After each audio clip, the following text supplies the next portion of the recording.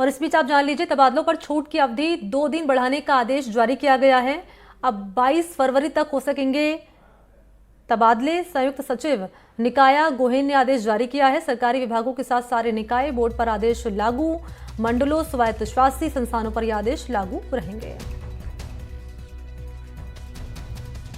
सहयोगी वीरेंद्र मौजूद है इसी खबर पर। वीरेंद्र, क्या है पूरी जानकारी?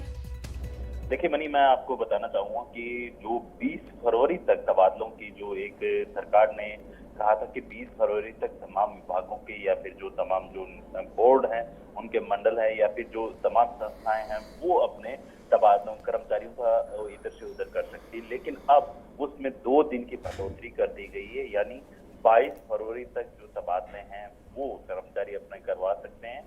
उसके बाद एक बार फिर से इस पे रोक लग जाएगी। जाहिर सी बात है, लोकसभा चुनाव है, तो लोकसभा चुनाव से पहले आपने देखा होगा कि कोई भी चुनाव, विधानसभा चुनाव आया था, तब आपने देखा होगा कि तमाम कर्मचारियों और विभागों के जो अधिकारी हैं उनके तबादलों के ऊपर आचार संहिता के चलते रोक लगा दी गई थी। लेकिन उस पे अब 10 फरवरी को फिर से सरकार ने छूट दी और 10 फरवरी से लेकर 20 फरवरी तक का जो एक टाइम पीरियड था, उसी टाइम तक कर्मचारी और अधिकारी हैं वो अपने तबादले करवा सकते थे। लेकिन अब सरकार ने 2 दिन की यानी 22 फरवरी तक अब छूट और दे दी है। इसका जो तबादलों को लेके जो आदेश निकाला गया है, संयुक्त सचिव है निकाया गोहेन ने इसका आदेश जारी किया और सरकारी विभागों के साथ सभी जो निकायों के बोर्ड है, मंडल है या फिर स्वायत्त शासी जो संस्थाएं हैं, उनके ऊपर ये आदेश लागू करने का जो नोटिफिकेशन जारी किया है,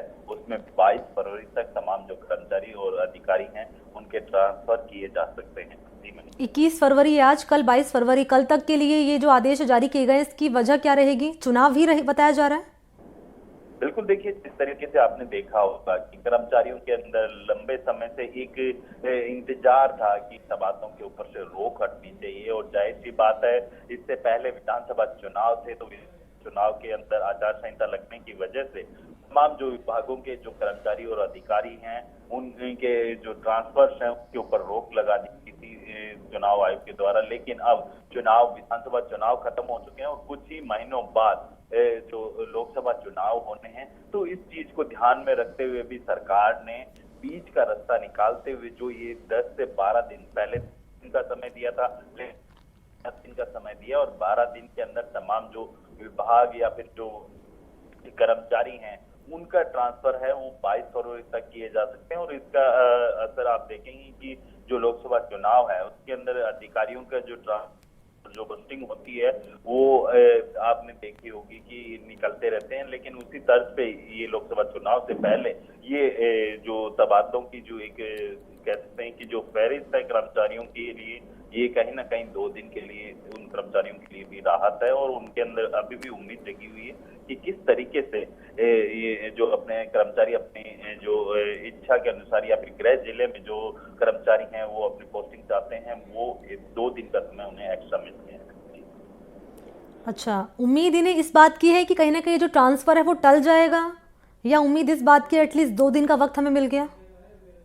जाहिर सी बात है, देखिए मने, आपने देखा होगा कि जो कई साल से, कई वर्षों से एक ही सीट पे जमे हुए हैं और जब उनके जो जैसे ही नई सरकार राजस्थान के अंदर गठित होती है तो वो साफ तौर पे निर्देश देती है कि कोई भी कर्मचारी अगर एक ही जगह पे अगर है काफी समय से तो उसका ट्रांसफर होना निश्चित है। तो कहीं ना कहीं जो लंबे समय से एक ही जगह पे टिके हुए थे उनके लिए तो खुशखबरी है, लेकिन कई ऐसे भी कर्मचारी जो गृह जिलों से काफी दूर है। ठीक है, बहुत शुक्रिया आपका वीरेंद्र तमाम जानकारी के लिए। तो संयुक्त सचिव ने आदेश जारी किया है, सरकारी विभागों के साथ सारे निकाय बोर्ड पर यह आदेश लागू होंगे। मंडल, स्वायत्त शासी संस्थानों पर यह आदेश लागू होंगे।